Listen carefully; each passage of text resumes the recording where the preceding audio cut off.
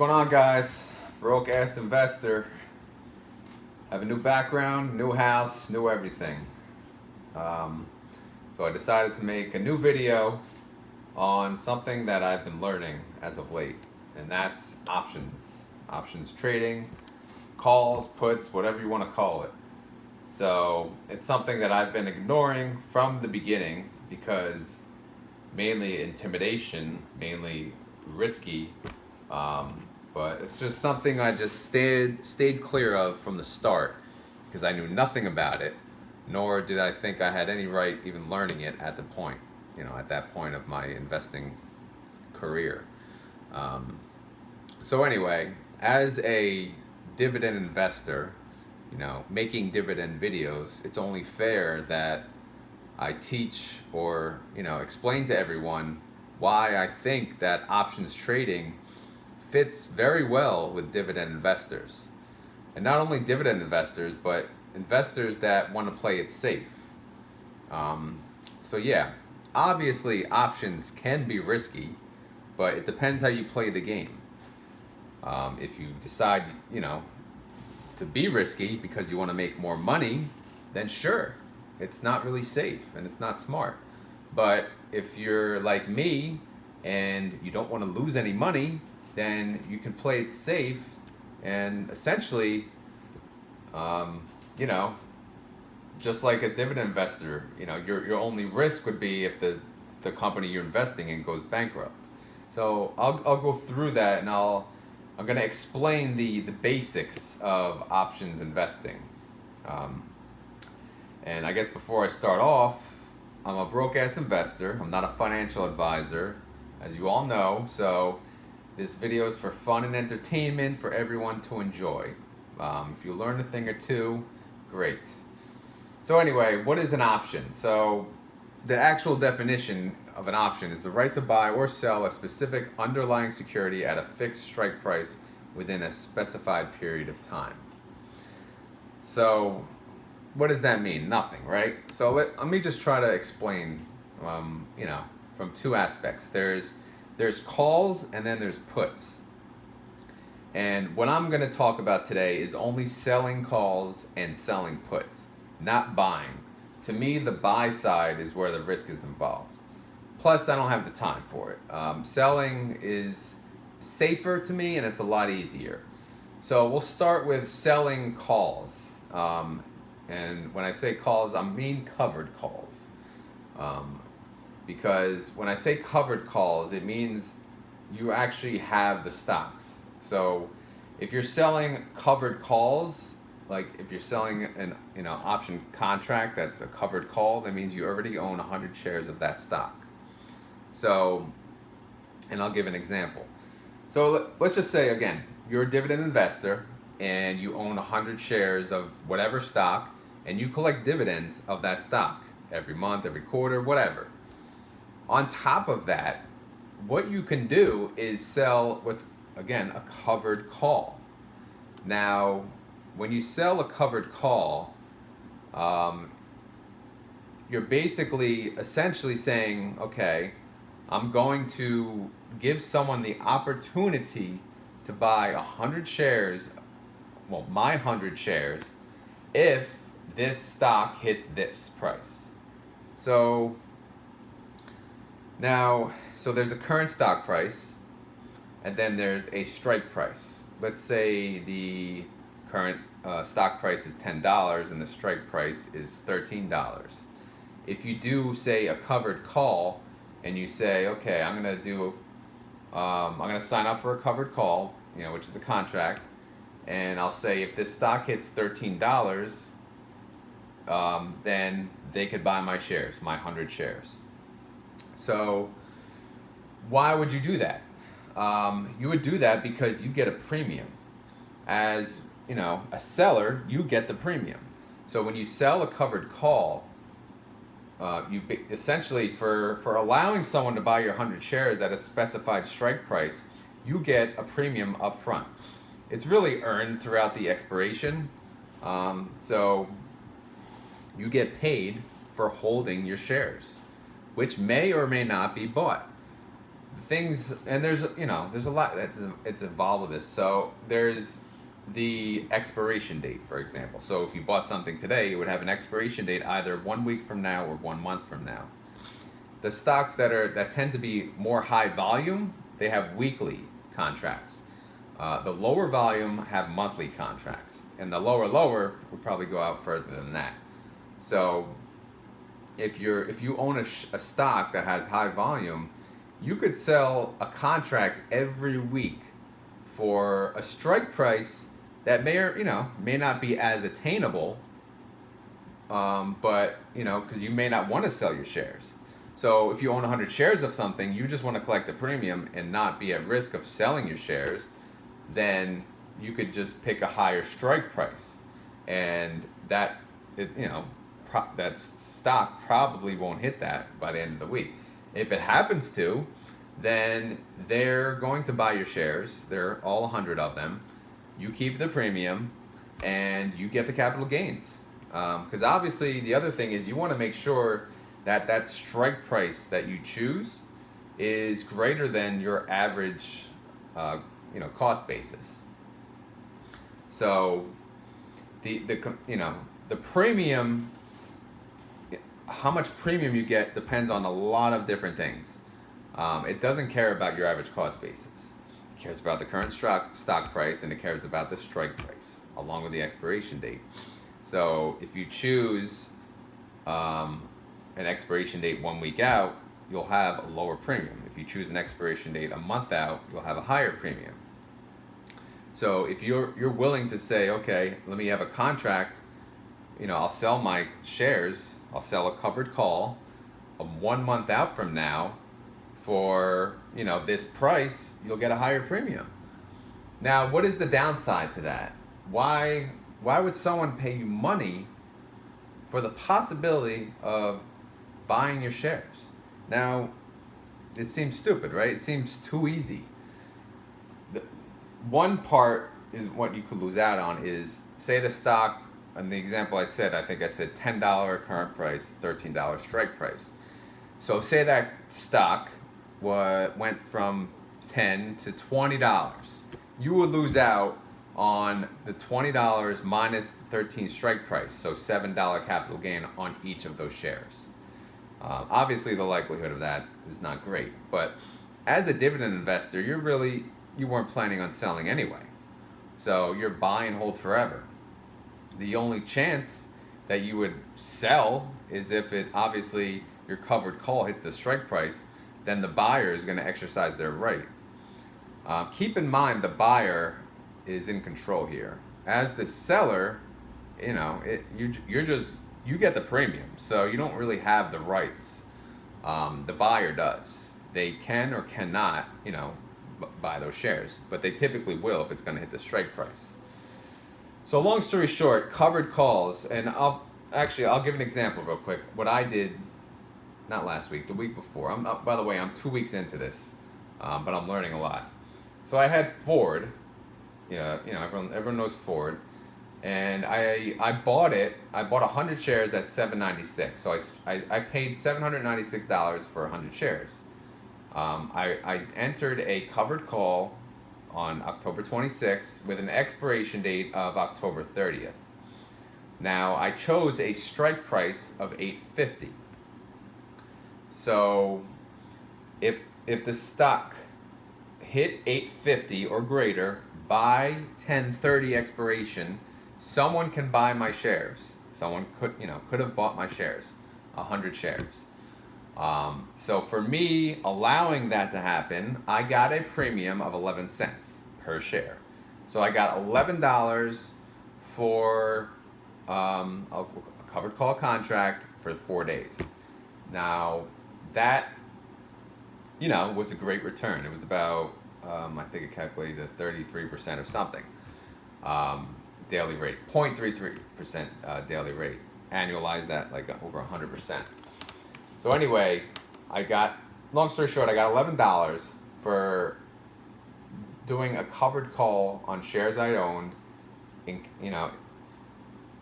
if the stock price hit $8.50. Now, I did this the wrong way. It was dumb. But I'll explain that later. But the strike, the way the week was going, Ford. Well, for one, what I heard, what I read, never do a covered call or put or whatever during earnings. I did, but it worked out for me.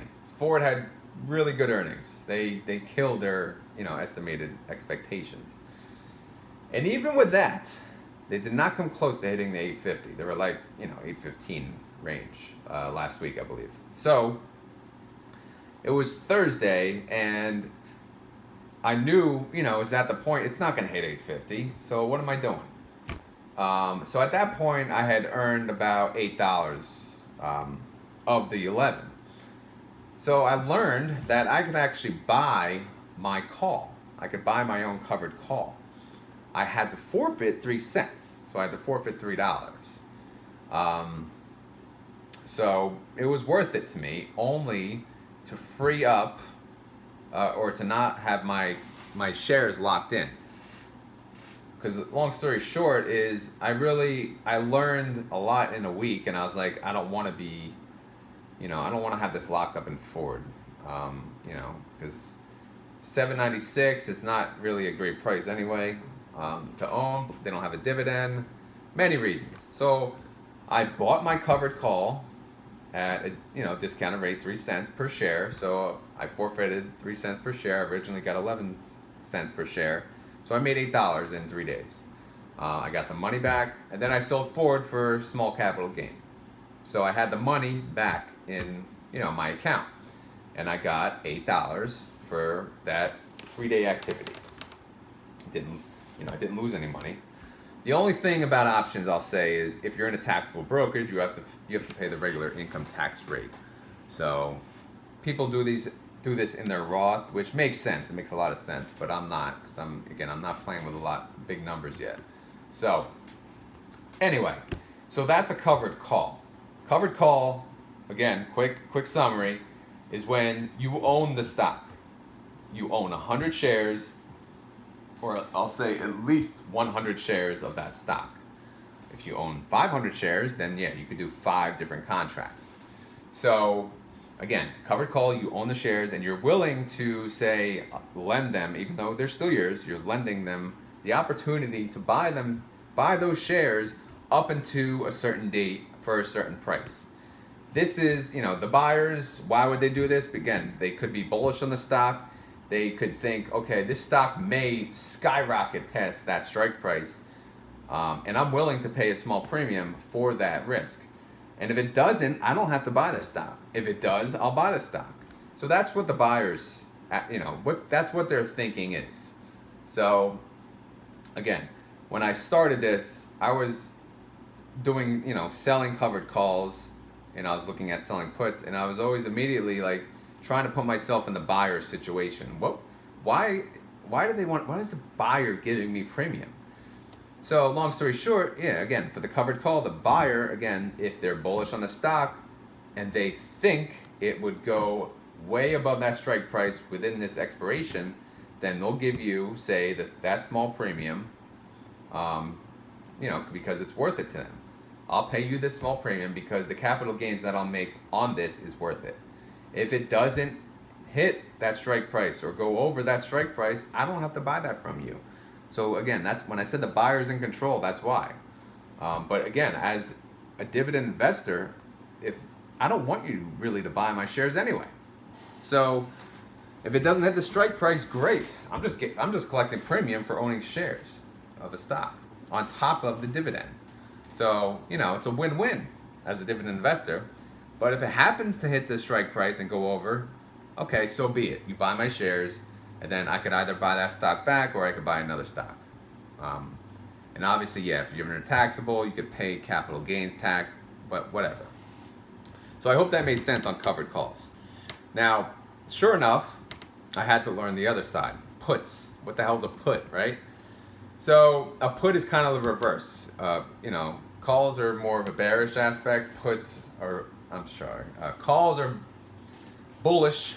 Puts are bearish. So now on the reverse side, I want to sell puts, right? And the reason I would want to sell a put is, say I wanted to buy shares. So So in the example I gave on Ford, one sec,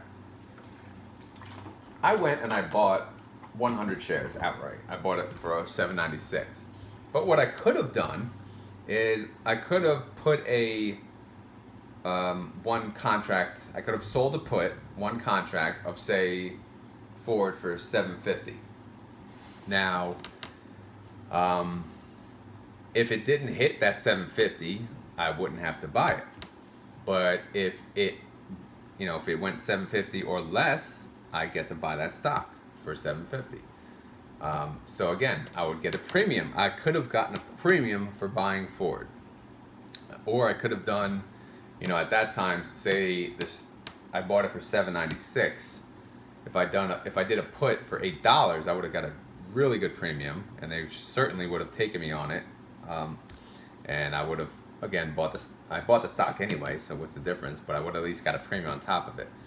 So when I started, I was only learning covered calls, so I bought 100 shares without knowing about puts at the time. So again, let me backtrack a little and now explain puts. So puts are basically if you want to buy the stock. So if you want to buy 100 shares of a stock.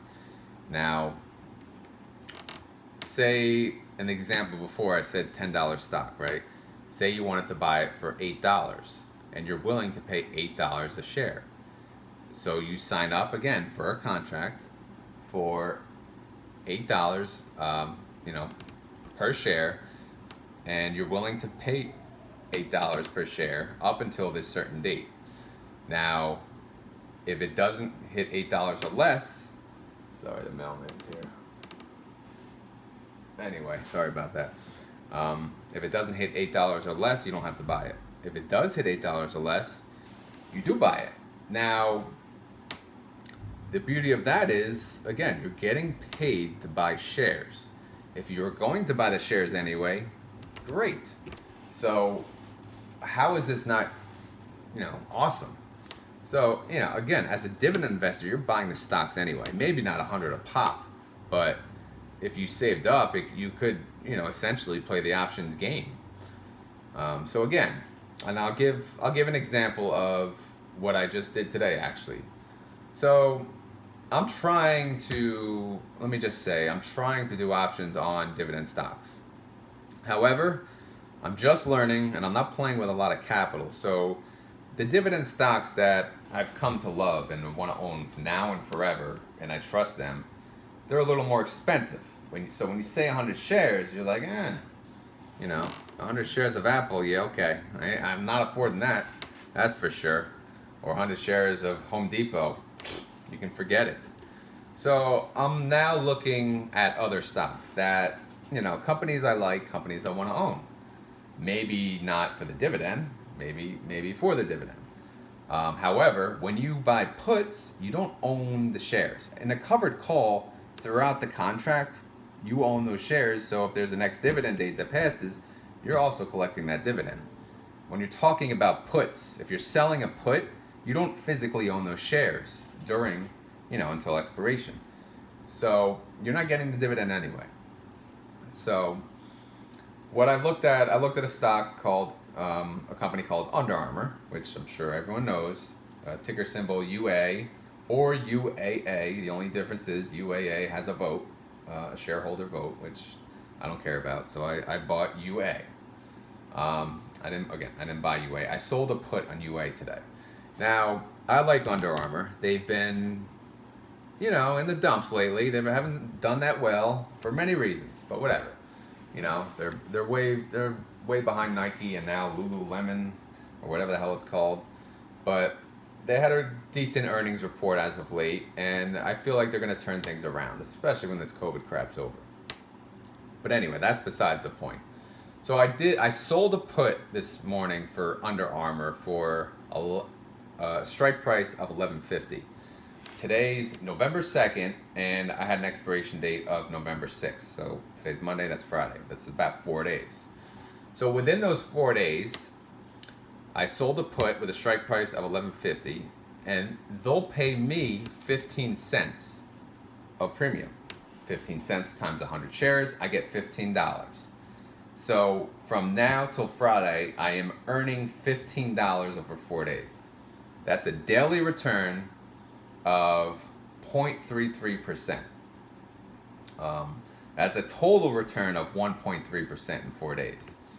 And that's an annualized return, you know, we're assuming 365 days. Obviously, the market's not open that many, but that's an annualized return if you earn that every day of 119%.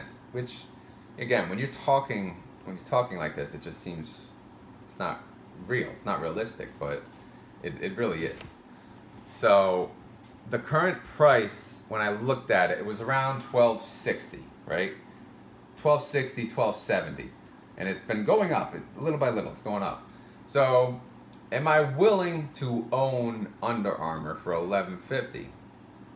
Yes, I am. So again, when you're selling a put, you have to be willing to buy 100 shares of that stock, because at least how Robinhood works, when I sold that put for $11.50, 100 shares at $11.50 is $1,150. They took that as collateral from my balance, so I can't even touch it. So it's like locked up in limbo right now. They're probably making interest on it, but good for them. Robinhood needs to make money too. So yeah, that money's locked up until expiration or until the stock goes to $11.50 or less. Because again, there's a buyer side of this. There's two people to each contract.